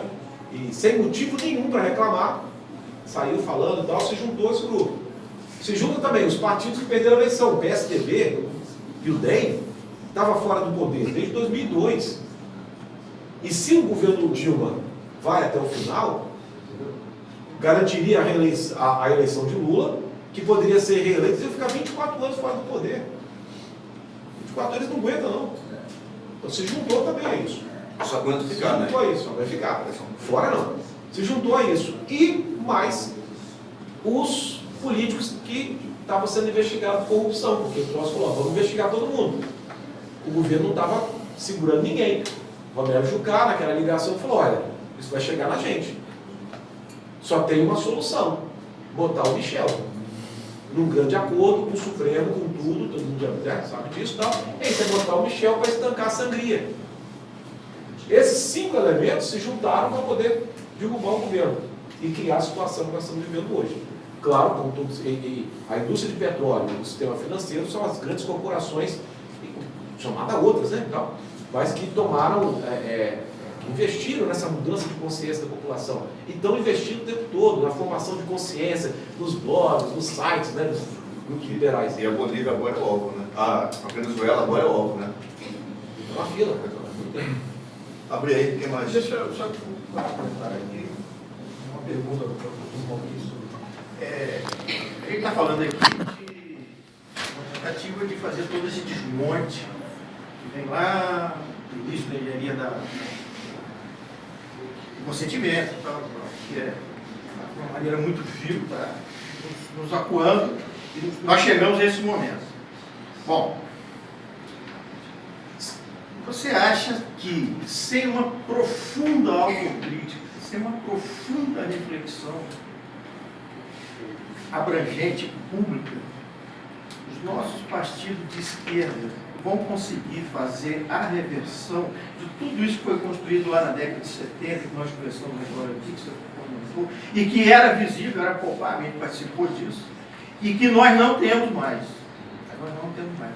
E às vezes eu me sinto com ET, porque eu não consigo conversar com quem estava lá e nem com quem era contra na época. Hoje em dia a gente fica cada dia mais isolado. Você acha que nós vamos conseguir sem essa autocrítica, que eu não vi ainda, não sei aqui hoje?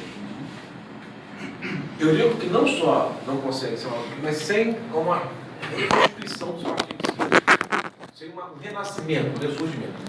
O caminho da mudança não vai vir com partido por eleição. E os partidos hoje estão fissurados em eleição. Só pensa em eleição, está achando que a solução do problema vai ser 2022, a nova eleição, a gente põe o Haddad.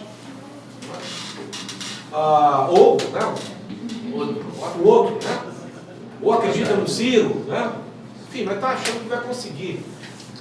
Botando a pessoa no poder de novo, que agora vai, bom, ganhar a eleição, vamos respeitar, tudo não. Os partidos de esquerda sempre tiveram na história um trabalho que era duplo. Era atuar na sociedade civil, principalmente, formando consciência, organizando a sociedade, recolhendo as demandas da sociedade para canalizar a demanda da sociedade civil na sociedade política, que é o Estado. Ou reivindicando, ou ocupando esse Estado e integrando tudo isso. Mas tinha que estar nesses dois campos. O que aconteceu com os nossos partidos? Esqueceram a sociedade civil e agora só pensam naquilo. Tá? Se iludiram com o poder e agora tudo é discussão de eleição, tudo é próximo de eleição. Enquanto não se reestruturar em função de o que significa um partido de esquerda, não vai ter solução. Então, via partido, por enquanto, na maneira como os partidos estão organizados hoje, não é que eu estou dizendo que não tem que participar, que não tem que ter preferências, que não tem que estar filiado, que não tem que participar da eleição, etc. Mas a mudança mesmo não vai vir por aí. A não ser que se recupere O que é o papel do partido de esquerda, pensando na sua presença na sociedade civil e a gestão do Estado como uma canalização desse interesse da sociedade civil nas políticas públicas, que acabou não sendo. Nem no governo do PT acabou sendo. Então, entrou a imagem que eu costumo dar sempre é a imagem do Davi e Golias.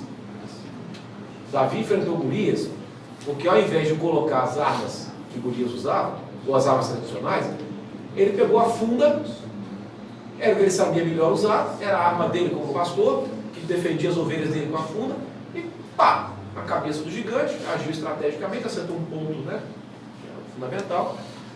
Mas na história lá da Bíblia, quando o Davi vai enfrentar o gigante, o irmão dele fala: toma aqui minhas armas, toma meu escudo, toma minha armadura, toma minha espada. Aí Davi pegou e falou: pô, isso aqui eu não meto. Isso aqui vai me sufocar, vai me fazer cair, eu não vou enfrentar o gigante. Então, o que a gente precisa fazer é encontrar a funda. O que os partidos fizeram foi: vou botar a arma do gigante e vou lutar contra ele. O que aconteceu? Afundou na arma do gigante. Qual é a arma do gigante? Ficar pensando só em parlamento, ficar pensando só em ocupar o Estado, ficar preocupado com gestão, né, com alianças. E o jogo político, sem a sociedade civil, gera esse tipo de coisa. Sim, a gente está com tempo, já recebi um aviso aqui, e tem mais duas pessoas. Vamos, para terminar, desculpa, o nome do senhor? Pedro. Seu Pedro, obrigado. Tem mais duas, porque a gente já está recebendo o aviso do tempo aqui. Aí depois disso. Seu nome? É Pierre. Fala, Pedro.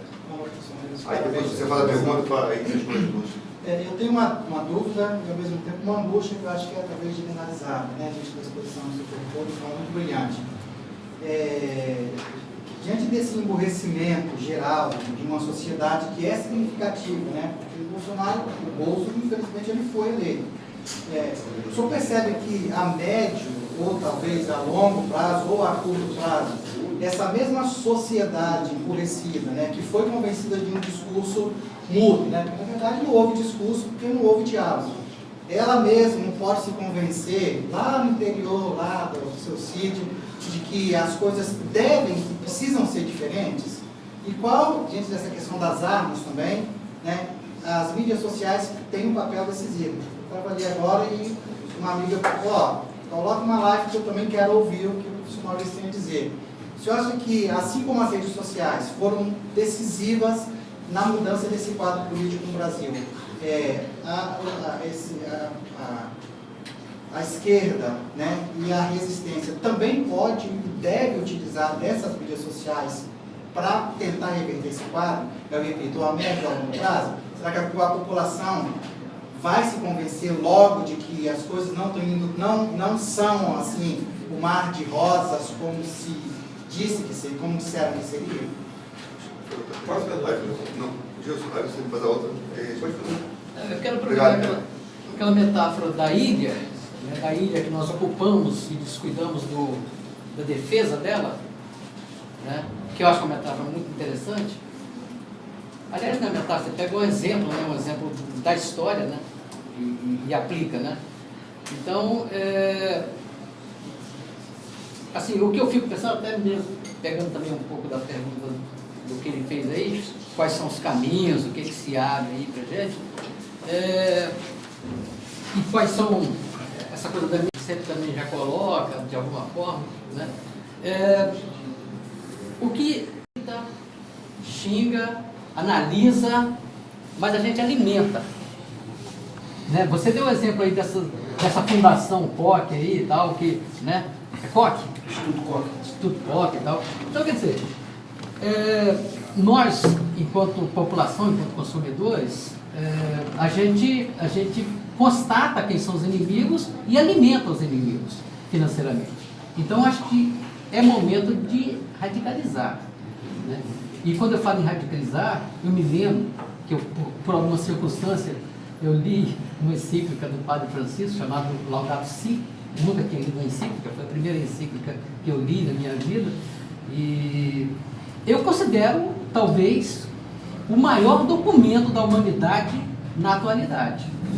E o tempo todo o Papa Francisco diz que não dá mais para se manter esse sistema.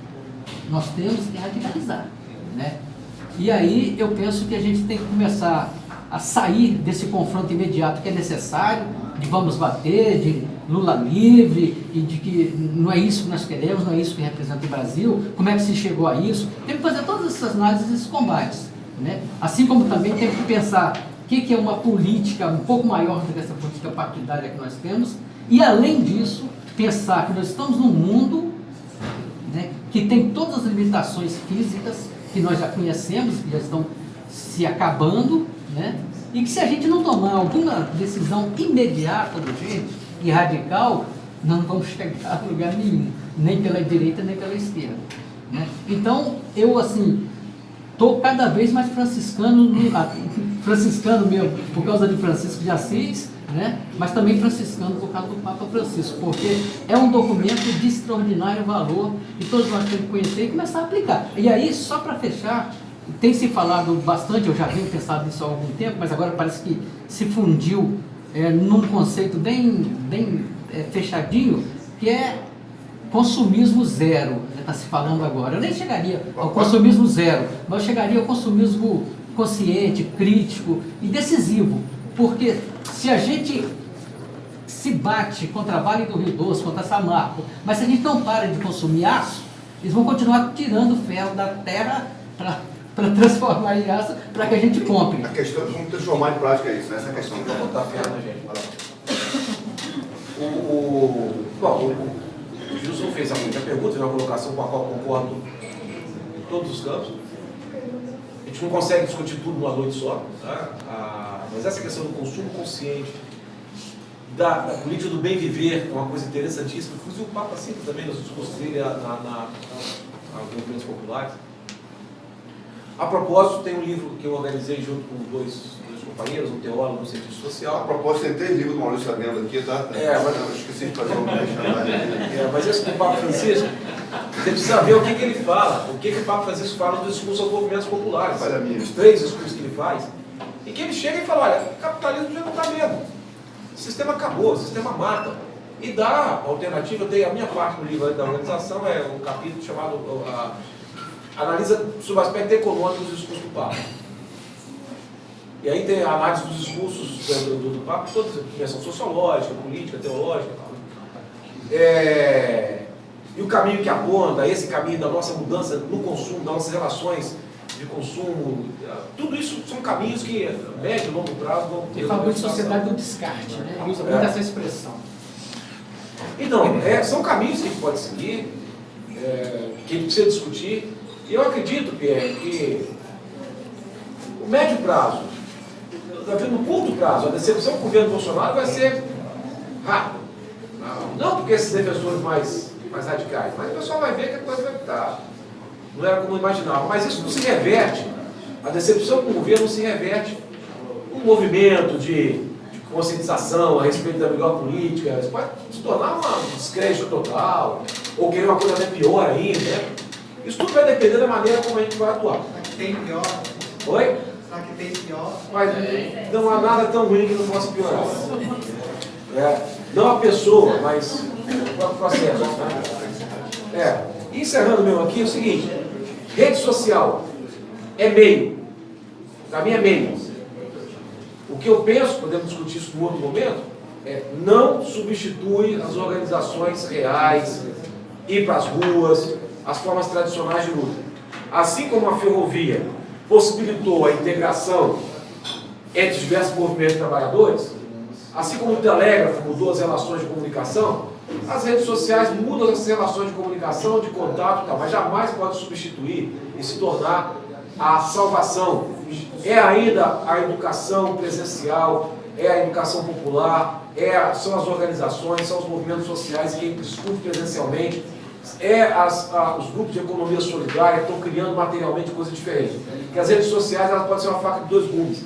Ao mesmo tempo que ela serve como conscientização, de crítica, ela serve também, sabe o quê? Como um saco de pancada. Você vai lá, estou com raiva do cara, pá, pronto, agora estou tranquilo. Então eu vou lá na rede social, falo mal de Bolsonaro, não preciso da manifestação contra a reforma da Previdência. É uma faca de 2 gumes. Bom, vou encerrar porque o tempo já... Pessoal, falei demais. Agradecer a todos, a casa, a Nath, Saulo, Rui, a Tânia, todos vocês compareceram aqui, o professor Maurício. Eu acho que a gente teria muito mais coisa para falar aqui, né? Mas acho que já deu para dar uma geral que esclarece e que aponta alguns caminhos, né? Eu vou só assim, como o Maurício falou em arte engajada, né? Da necessidade disso aí, né? Eu vou ler um poema aqui do Drummond, né? Congresso Internacional do Medo, né? Que fala assim: provisoriamente não cantaremos o amor que se refugiou mais abaixo dos subterrâneos. Cantaremos o medo que esteriliza os abraços. Não cantaremos o ódio, porque esse não existe. Existe apenas o medo, nosso pai e nosso companheiro. O medo grande dos sertões, dos mares e dos desertos. O medo dos soldados, o medo das mães, o medo das igrejas. Cantaremos o medo dos ditadores, o medo dos democratas. Cantaremos o medo da morte, o medo de depois da morte. Depois morreremos de medo. E sobre nossos túmulos nascerão flores amarelas e medrosas. Não tenhamos medo.